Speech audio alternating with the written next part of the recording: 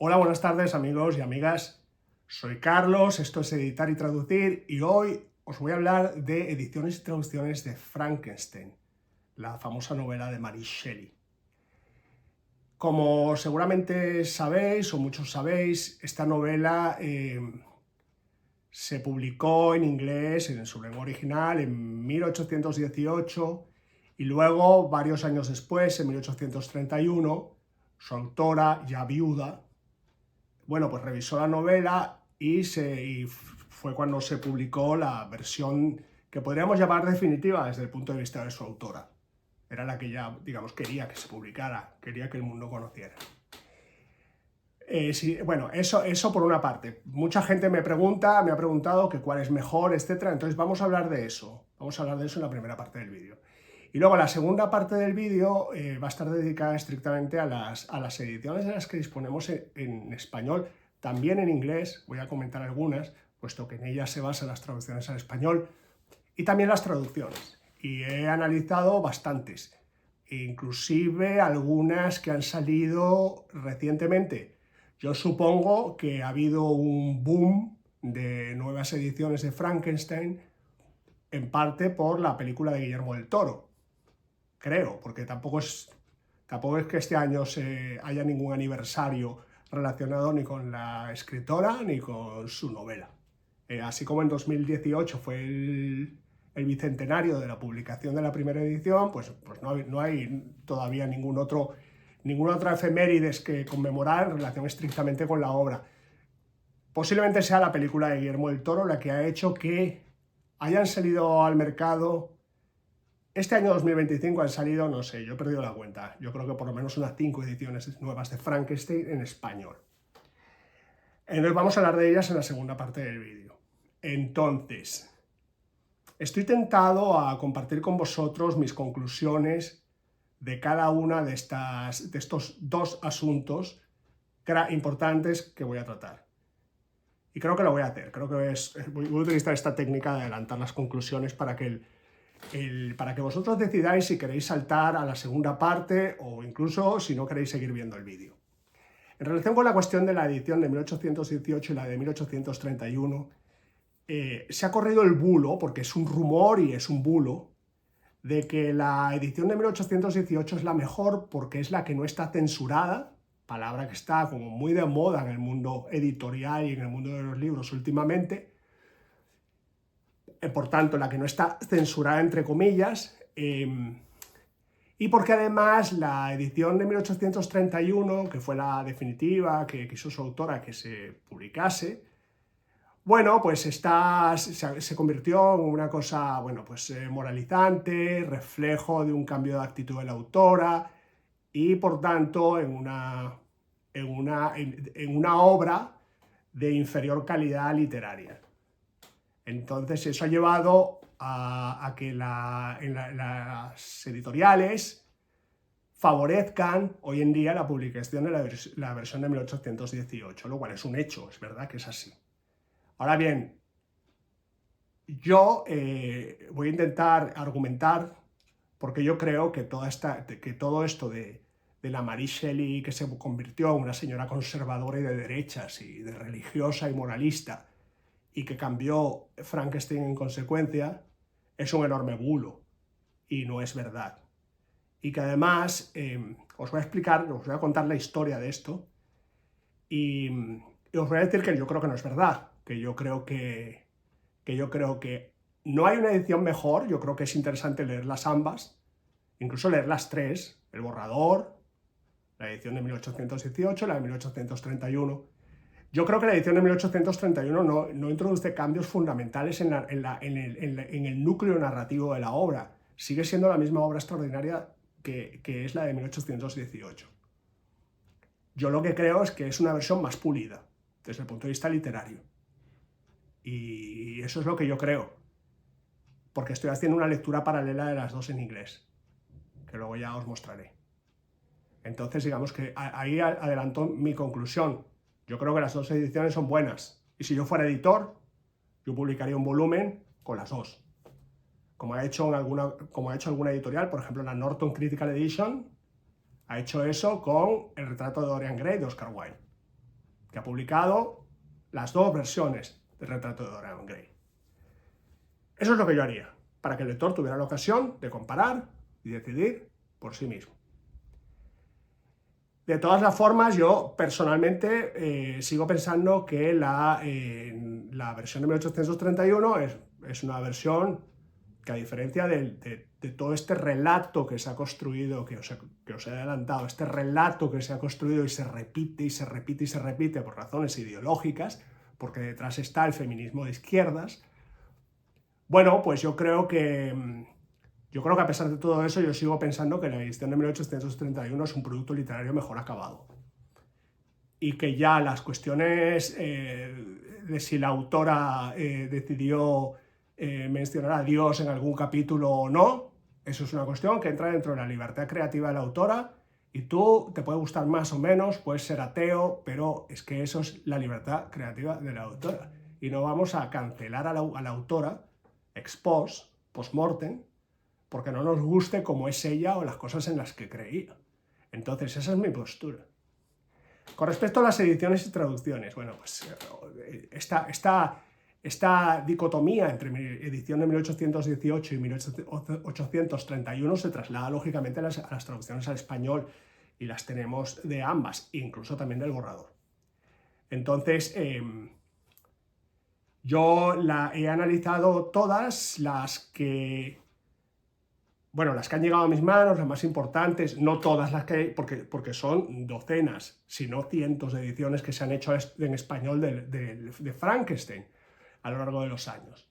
Entonces, bueno, pues no las he podido evaluar todas. Yo creo que hay a veces algunos de mis estimados suscriptores y gente que me ve, que no son suscriptores, pero que de todas formas me ven y me siguen, yo creo que en algunos hay la idea de que yo soy una librería y que yo tengo todas las ediciones del mundo mundial y que yo debería hablar de todas ellas. Bueno, eso es absolutamente imposible. Hay gente que me ha dejado algún comentario. Ahí te ha faltado, ahí se te ha olvidado. No me ha faltado ni se me ha olvidado. Yo es que no puedo tener todas las ediciones de una obra que comento, no puedo. Y además, aunque las tuviera, sería si mis vídeos ya son largos, ya son de una hora, imaginaos si trato de ser exhaustivo. O sea, eso no hay nadie que lo vea. Así que bueno, pues he hecho, sin embargo, una muestra bastante representativa.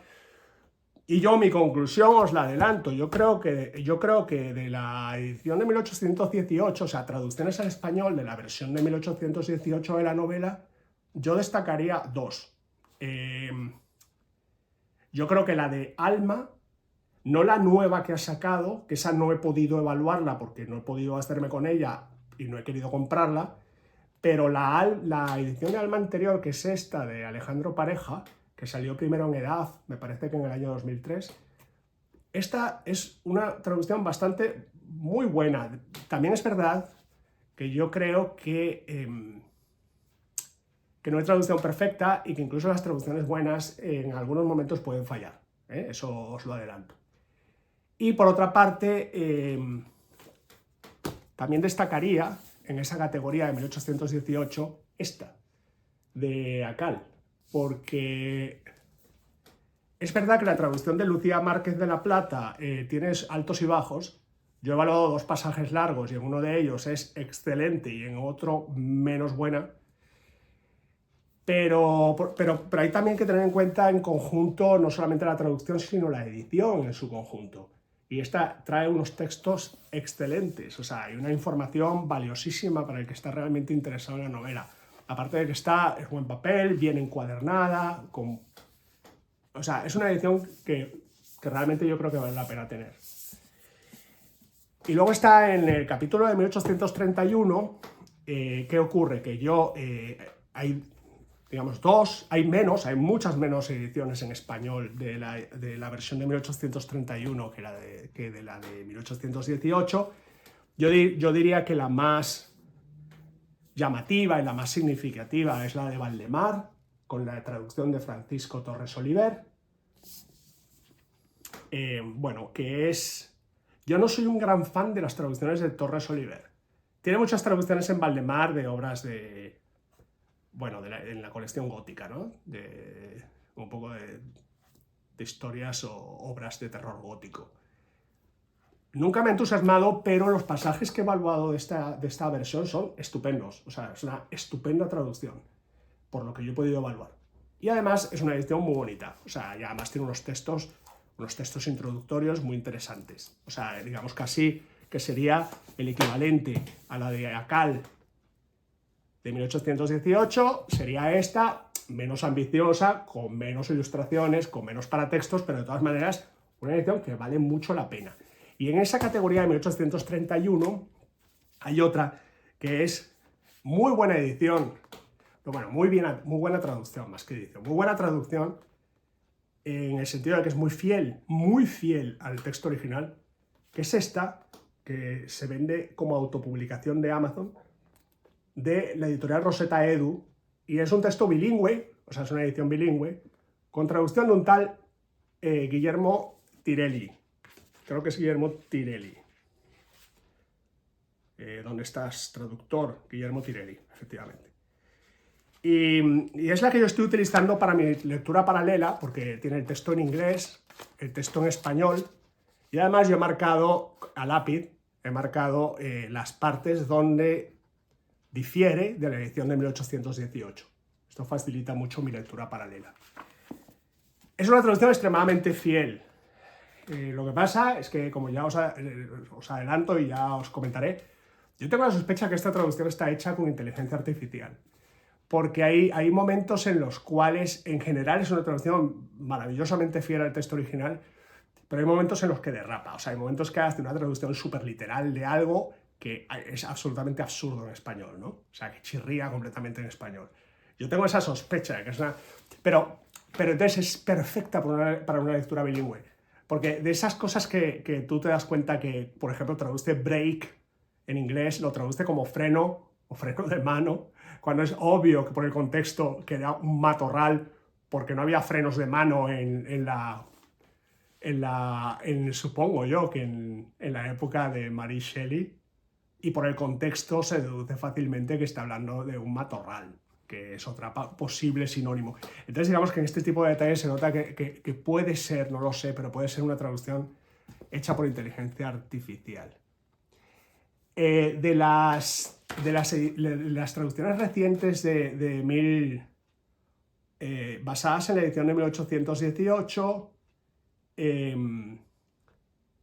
yo también quiero destacar una que me parece muy interesante por la calidad de la traducción, que es la que ha sacado Ediciones Invisibles, dentro de lo que llaman, ¿cómo lo llaman? Club de lectura o club... Bueno, aquí os la muestro, no la tengo físicamente, voy a mostrar la fotografía. Club Victoria, creo que se llama, Club Victoria o Club Victoriano. Pues esa ha salido este año 2025, he podido evaluar solamente un pasaje, a mí me gusta evaluar por lo menos 2 pasajes de cada edición, y esta solamente he podido evaluar uno porque fui a la librería e hice fotografías del pasaje, pero solamente de uno de los pasajes. No la tengo conmigo, entonces ese pasaje que evalué, fetén, o sea, estupendo, o sea, estupenda traducción por fidelidad al original. Ya sabéis que yo siempre, cuando digo una buena traducción, me refiero a que sea fiel al texto original. Así que esa del Club Victoria, de Ediciones Invisibles, pues tenerla también presente. Y ya con esto casi yo podría despedirme y terminar aquí el vídeo. Y los que buscabais una recomendación de una edición, pues ya las tenéis. Esas son mis recomendaciones, las ediciones que a mí me gustan de la novela, las que yo usaría, las que yo consultaría. Yo la leo en inglés, y si queréis también una recomendación en inglés también. O sea, para el texto, para el borrador de 1817, por supuesto, la de la Bodleian Library, estupenda, que trae una... Yo no sé si aquí se va a ver si hay luz para ver que esto tiene como se ve aquí en el canto, se ve que hay 2 tonos de hojas, del color de hojas, uno más gris, o sea, uno más amarillo y otro más gris. Bueno, el amarillo es el borrador de 1817 con los cambios, modificaciones, aportaciones de Percy Shelley, el marido de Mary, que en esta edición lo que hace el editor es que lo destaca en letra cursiva. Ahí se ve un poco en las letras cursivas, para que el lector vea qué fue lo que añadió Percy Shelley. Y de estas adiciones y de algunos otros cálculos que hace el editor, él calcula que aproximadamente de una obra que tiene unas 72.000 palabras, pues a lo mejor entre 4.000 y 5.000 palabras fueron añadidas, modificadas, manoseadas por Percy Shelley. Eso supone pues aproximadamente un 6 y pico %, ¿no? Tampoco es tanto, o sea, es básicamente el trabajo que hizo Percy Shelley es un poco el de un editor que a lo mejor lo que se dedica es a uniformizar la puntuación, a mejorar la puntuación, o sea, la parte ortotipográfica, a cambiar algunas palabras y tal, pero no solo eso, también él hay en algunos momentos en los que mete pasajes enteros reescritos por él, ¿no? O sea, que es ambas cosas, ¿no? Bueno, digamos que fue una colaboración bastante activa, que por lo demás Mary Shelley aceptó, porque Mary Shelley en el manuscrito se ve cuando tacha o cuando sobreescribe las anotaciones o los comentarios de Percy Shelley, que también están escritos a mano. Y en la copia en limpio, que después del manuscrito eso fue a una copia en limpio, que es la que se entregó al editor, esa copia en limpio no se conserva, solo se conserva un 12%. Pero en lo que se conserva se ve que Mary Shelley, bueno, pues en el proceso de copiar en limpio, de pasar en limpio, aceptaba la mayoría de los comentarios de Percy Shelley, pero no todos, ¿eh? Y luego también se nota cuando era Percy Shelley el que copiaba en limpio, que él sí que aprovechaba el momento y la oportunidad para meter cosas, ¿no? Eso también es verdad, eso también se ve en la copia en limpio. Y bueno, y entonces eso os puedo contar de esta edición, ¿no? Y entonces la segunda parte, o sea, el segundo texto que aporta es ese mismo manuscrito editado, pero quita, en la medida que se pueden quitar, sin que pierda sentido la frase, las inserciones de Percy Shelley, para que tengamos una idea de cómo era el manuscrito cuando Mary Shelley se lo entregó a Percy. Toma, léelo. Bueno, es interesante. Entonces, vale. En este punto estoy dudando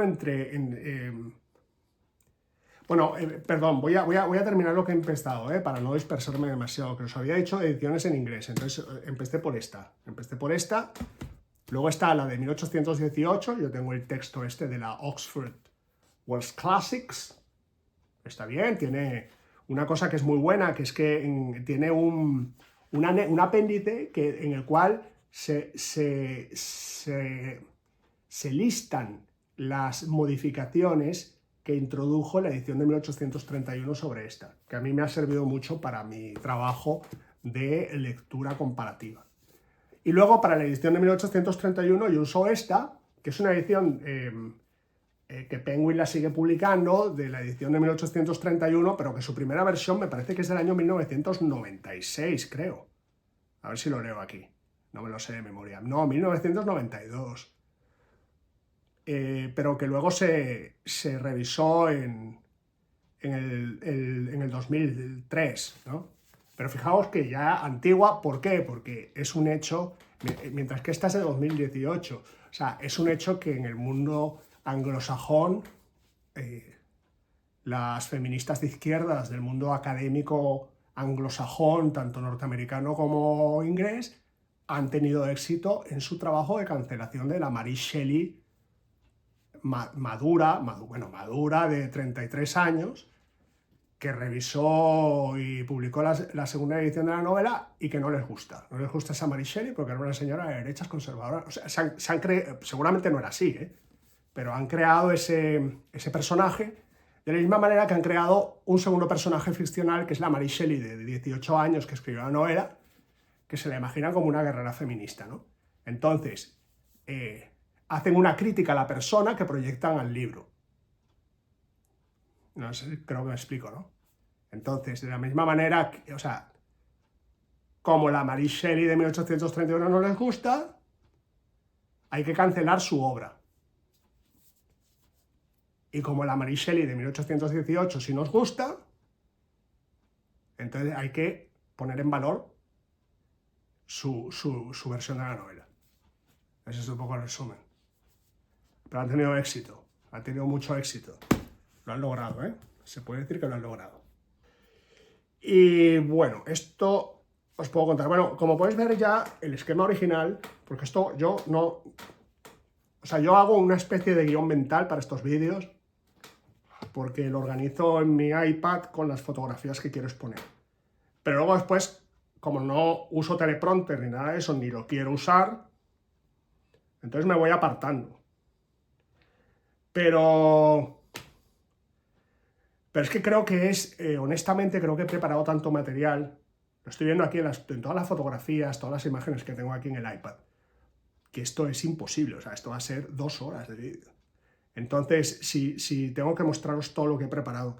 Entonces, por eso he arrancado el vídeo diciendo que iba a haber 2 partes, que la primera iba a ser dedicada a las ediciones de 1818 o 1831, y la segunda ediciones y traducciones, y lo he cambiado, o se ha adelantado la parte de ediciones y traducciones, y sin embargo no he desarrollado suficientemente el asunto de las ediciones en lengua original. Pero permitidme mostraros un poco, adelantaros un poco el material en el que tenía preparado. Por ejemplo, para explicaros un poco cómo se gestó, cómo se cocinó el tema de la cancelación de Mary Shelley 1831, vamos a llamarlo de la señora Shelley versus la señorita Mary Wollstonecraft Shelley, o incluso Mary Wollstonecraft Godwin, que sería su nombre de soltera, la de 1818. O sea, cancelan a la persona y luego cancelan su obra.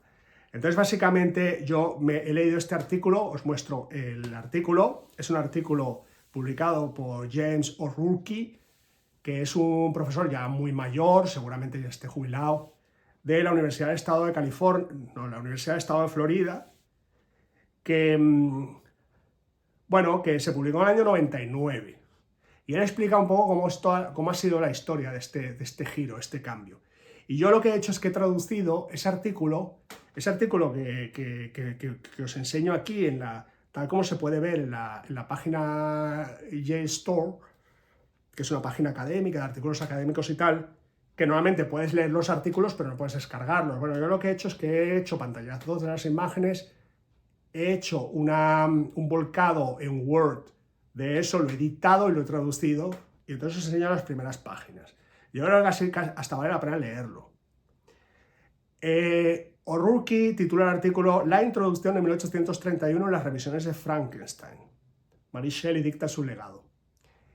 La introducción de 1831, para los que no lo sepáis, es cuando Mary Shelley publicó la segunda edición, o sea, la última edición de Frankenstein en 1831, la acompañó una introducción que siempre se habla de ella, porque es que tiene mucha amiga, ¿no? Y yo creo que la introducción de Mary Shelley ha sido interpretada de diversas maneras. Es un documento no muy extenso, pero es tan importante que incluso en ediciones de la novela basadas en la de 1818 se suele insertar la introducción de 1831. Por ejemplo, en la estupenda edición de Acal se incluye al final esta introducción de 1831. A mí me encanta Mary Shelley cuando escribe esa introducción, porque prácticamente se burla de los poetas, elevados poetas como Percy Shelley, su marido, Lord Byron y por supuesto Polidori. Y dice que eran muy, muy buenos poetas, pero que no tenían ni idea de prosa. Me parece una reafirmación, ¿no? Que ya de por sí destruye uno de los argumentos de las feministas, ¿no? Que dicen que Mary Shelley era ya viuda, pero que estaba totalmente dominada por la memoria de su marido. Bueno, pues no sé yo, o sea, con este tipo de declaraciones. Bueno, entonces, y además cuenta cómo se gestó, que fue un sueño, que luego se despertó, etcétera, que tiene un poco de leyenda eso, porque eso mismo yo lo he visto, por ejemplo, Edgar Allan Poe escribió un ensayo muy famoso sobre cómo compuso El Cuervo, Y entonces se considera que eso es ficción. No, yo lo que hice fue primero plantearme un esquema en el cual no sé qué tal y luego no sé qué. O sea, construyen una leyenda después de haber conseguido un éxito comercial con la obra. Y yo creo que es un poco y muchos piensan que es un poco lo que ha hecho aquí Mary Shelley cuando comenta cómo se gestó. Me parece cojonudo, o sea, me parece fantástico que lo haga, ¿eh? Pero entonces este hombre, volviendo al artículo de O'Rourke, bueno, se basa mucho en esa introducción, pero en este artículo nos cuenta la génesis de cómo se fue prefiriendo la edición de 1818. Y arranca así, lo voy a leer, yo creo que vale la pena leerlo. La cuestión de qué versión de Frankenstein puede considerarse la mejor, si la de 1818 o la de 1831, depende en gran medida de si el texto de 1831 se percibe como una retractación del de 1818 o como una profundización del foco de la novela original. Algunos estudios recientes, y acordaos que él habla en 1999, han tendido a favorecer el texto de 1818 como la versión de Frankenstein que contiene la declaración de principios más sólida y coherente de Mary Shelley. Y entonces ahí cita a Anne Mellor, que fue la que lideró este movimiento con una serie de artículos que publicó en los años 80. Anne Mellor es la que firma el epílogo, ya muy mayor, es la que firma el epílogo de esta versión. Entonces Anne Mellor fue la que empezó en el año 86 o así, que publicó un artículo titulado ¿Qué versión de Frankenstein enseñar a mis alumnos? Bueno, entonces a ella se refiere este hombre, O'Rourke, cuando dice artículos recientes. Entonces, las interpretaciones recientes más influyentes de la introducción de 1831 la consideran como cándida en extremo. O sea, cándida la introducción de Mary Shelley. Una concesión obsequiosa a los códigos sociales que distinguen a una auténtica dama de una escritora. Mientras que las revisiones añadidas a la edición de 1831 se consideran hoy en día en general, habla en 1999, como una desautorización del empuje radical de la novela original. El juicio de Marilyn Butler fue la que en el año 94 editó, probablemente por primera vez, la versión de 1818. Marilyn Butler, también del mundo académico, creo que esta era inglesa, feminista radical. Bueno, entonces el juicio de Marilyn Butler en cuanto a que las revisiones de 1831 han neutralizado o en el mejor de los casos sobrecargado con añadidos superfluos un primer libro que era apremiante, inusual y brillantemente concebido, y la afirmación de Anne Mellor, la otra feminista, que es la que sale aquí en este libro, de que el texto de 1831 no hace justicia a la poderosa visión original de Mary Shelley, son representativas de un consenso emergente que ha dado lugar a la sustitución de la edición de 1831 por el texto de 1818 en la mayoría de las ediciones recientes de la novela. Y a esa ola se sumó el editor de la versión de Frankenstein, de la prestigiosa Norton Critical Edition. Yo la tengo en ebook, pero os la muestro aquí, la cubierta. Y el editor en el año publicó la primera versión de la Norton Critical Edition de Frankenstein en el año 96 y ya se compra completamente los argumentos de Anne Mellor y de Mary Butler. Por cierto, os voy a enseñar fotos de los tres. Esta es Anne Mellor, esta es Marilyn Butler, la que editó Frankenstein 1818 en 1994, y este finalmente es el editor de la Norton Critical Edition, que es Paul Hunter, fallecido hace poco. Paul Hunter. Bueno, digamos que este es el grupillo. Entonces, aquí sigue el articulista. El argumento de que el Frankenstein de 1831 representa un intento deliberado por parte de Mary Shelley de hacer aceptable un libro inquietante para un público convencional tiene el desafortunado efecto de que parece confirmar la leyenda inspirada por Trelawney, que era contemporáneo de Mary Shelley, amigo de todos estos, de Percy, de Lord Byron, de que Mary Shelley se convirtió en esclava de las convenciones. Pero en este ensayo, dice el autor O'Rourke, en este ensayo me propongo demostrar que tanto la introducción de 1831 como las revisiones más significativas de Frankenstein nos cuentan una historia muy diferente, que constituyen por parte de Mary Shelley una interpretación tangencial pero sistemática de su novela más famosa y del lugar que ésta ocupa en la historia literaria de su época. Al mismo tiempo que la introducción aborda y desvía ingeniosamente esas preguntas tan frecuentemente formuladas por aquellos que sentían más curiosidad por las circunstancias superficialmente escandalosas de la composición del libro que interés por su sustancia, las ediciones, así como las ediciones más extensas y significativas a la versión de Frankenstein de 1831, revisitan y profundizan en las paradojas morales más espinosas esbozadas en la novela de 1818. Entonces, este se convierte, bueno, y así sigue todo su artículo, que tiene un montón de páginas. Entonces, ¿qué ocurre? Yo lo que he hecho es, como siempre, yo considero importante formarme mi propio juicio. Entonces, yo he estado haciendo, que no lo he terminado, como ya os he adelantado, una lectura paralela. Os voy a enseñar aquí, ¿dónde está mi cuaderno? Es que no lo veo.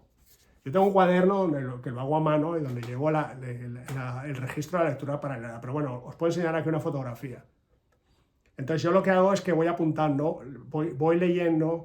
Yo lo que hago, mi metodología es la siguiente. Yo cojo la edición bilingüe que os he enseñado hace un momento y que tengo por aquí traspapelada, que es esta, donde tengo todas las marcas de las adiciones, de las modificaciones introducidas en esta edición, que es la de 1831, la bilingüe, es el texto inglés es de 1831, la traducción, por supuesto.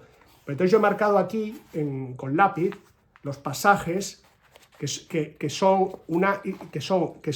están modificados en esta versión con respecto a la de 1818. Entonces, ¿qué hago? Que me voy aquí tenemos más, por ejemplo. Entonces, ¿qué hago? Yo me voy al texto de 1818, lo leo, cada pasaje, luego me voy al de 1831, lo leo y saco mis conclusiones. Y os enseño aquí una página de mi cuaderno. ¿Y qué conclusiones voy sacando hasta el momento? Hombre, yo creo que cuando Mary Shelley revisó la novela 1831, modificó partes suyas de 1818, que las modificó imitando el lenguaje de Percy Shelley. O sea, cambió ese lenguaje un poco rústico suyo y simplón del original, no por un lenguaje estilísticamente más acabado, sino por un lenguaje estilísticamente sobrecargado como el de Percy Shelley. Pero bueno, eso hay que respetarlo, porque es que yo creo que, el valor de la novela no está, el valor de la novela para mí no está en que el estilo de la autora suspenda el ánimo por su elegancia. Yo creo que el valor de esa novela está en que está en la estructura narrativa y incluso en el desarrollo narrativo. Y yo creo que Percy Shelley contribuyó a una cosa que yo he observado en la novela de 1831, que es que los personajes están más trabajados. No mucho más, porque tampoco son tantos los cambios, ¿eh? Pero, por ejemplo, el personaje de Víctor Frankenstein, que las feministas dicen, no, lo ha dulcificado porque era una forma de idealizar la memoria de su marido. Bueno, suponiendo que así fuera, ¿y qué pasa? O sea, es que estas cosas hay que valorarlas desde el punto de vista literario, o sea, no desde el punto de vista moral, no desde el punto de vista de si a ti te gusta o no te gusta, y si tú, o sea, no criticando a la autora por idealizar al marido. O sea, es que estas feministas están siempre enjuiciando moralmente a todo el mundo, incluso a las mujeres. No, es que tú no puedes pensar así, tú tienes que pensar como yo te diga, y tienes que vestir como yo te diga. Entonces, tú no puedes idealizar a tu marido. Bueno, pues si a la autora le sale a las narices idealizar al marido, ¿qué más da? O sea, lo que hay que valorar es el punto de vista literario. Y yo lo que creo es que idealizando o no idealizando al marido, ella lo que hace es construir un Víctor Frankenstein que yo creo que es más trabajado, pero lo mismo pasa también con los otros personajes. O sea, el mismo personaje del capitán, ¿cómo se llamaba? Que se me ha olvidado. Robert Walton. Robert Walton está mejor trabajado en las cartas, está mejor trabajado psicológicamente en la revisión de 1831. está más desarrollada una cosa que a mí me llama mucho la atención esta novela. Y a mí me llama la atención esta novela, yo no sé si estaréis de acuerdo conmigo los que la habéis leído o los que o cuando la leáis, los que no lo habéis hecho todavía. Esta novela, una cosa muy curiosa para mí, desde el punto de vista, en el plano, digamos, de los afectos y las emociones, es que la relación hombre-mujer, o sea, las mujeres en la novela son personajes casi de decorado. Por ejemplo, Elizabeth Lavenza, que es, digamos, el personaje femenino más prominente. Entonces tú notas que Víctor, cuando habla de ella, o habla con ella a través de las cartas, bueno, sí, se declara su admirador y su amor por ella, pero de una manera extremadamente fría y formal, ¿no? En cambio, cuando Víctor se expresa de su amigo Clerval, o cuando Robert Walton habla de Víctor, o sea, es un lenguaje emocional de alto calibre, o sea, es casi amor de hombres, o sea, es casi amor entre hombres. No lo digo en el sentido sexual, no digo que fueran homosexuales, pero digo que básicamente la novela cultiva básicamente el amor fraternal entre hombres de una manera con mucho más desarrollo que, ya digo, que se muestra en la relación de Frankenstein con Elizabeth Lavenza. Y eso yo creo que se nota más todavía un poco más, ¿no? Tampoco, pero en la versión de 1831. Yo creo, ¿qué otra cosa dicen las feministas? Dicen que en los primeros capítulos hay una cosa que critican, que es que en la primera versión Elizabeth era prima hermana de Víctor Frankenstein. Mientras que en la segunda versión cambia completamente, y es uno de los cambios más importantes de la novela, en la segunda versión. Y es que en la segunda versión, Elizabeth es una niña adoptada, o sea, es una niña que los padres de Víctor Frankenstein encuentran en un viaje por Italia, la ven rodeada de niños feos, morenos y de raza inferior, porque en eso la novela es tremendamente racista cuando describe la escena, y que entre esos niños brillaba una niña rubia maravillosa como un ángel y no sé qué. Y luego, hablando con la madre de todos ellos, vieron que era en realidad una niña adoptada por ellos, porque el padre había sido un noble que había caído en desgracia y tal. Bueno, entonces cambia, ¿no? Entonces ahora es niña adoptada. Entonces dicen las femis que bueno, eso lo que refleja es que ahí ves, ahí tienes a la Mary Shelley conservadora, que ya ves como para evitar, ¿no?, que el escándalo del incesto que podía suponer la relación entre dos primos, entonces ahora convierte a Elizabeth Lavenza en hija adoptiva, en no sé qué. Bueno, yo insisto en lo mismo, suponiendo que eso sea un signo de que Mary Shelley se convirtió en una señora más conservadora, que está por verse, ¿y qué? O sea, ahí lo importante, lo que tienes que plantear, es si eso tiene un impacto literario sobre la novela. Y el impacto literario sobre la novela de eso es nulo.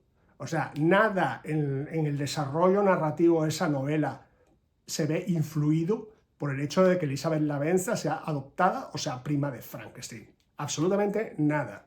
Entonces, por eso digo que lo que hacen es un juicio de valor ad hominem sobre la autora para descalificarla moralmente como conservadora de derechas y no sé qué, y luego proyectar eso sobre la novela. Y otra de las cosas que dicen es que en los primeros capítulos, donde en la versión de 1818 había más ciencia, o sea, se percibía más los adelantos científicos del momento y cómo Víctor Frankenstein había tenido un interés por la ciencia que venía de familia, pues en la segunda versión eso desaparece. Bueno, puede ser, pero es que en la segunda versión lo que sí hace es un relato mucho más coherente de la vocación de Víctor Frankenstein desde joven, por algo que a mí me recuerda mucho a Fausto. Fijaos en este comentario que yo dejé en mi libreta de notas. Al leer un pasaje de esos primeros capítulos en el cual a mí me parece que se explica mejor lo que ocurre en la mente de Víctor Frankenstein cuando él se decanta por científicos, entre comillas, por supuestos hombres de ciencia medievales y de la antigüedad, y su pasión por el conocimiento oculto encaja mucho mejor en la narrativa de la novela que la versión anterior, y además le da un toque fáustico que a mí personalmente me gusta desde el punto de vista literario.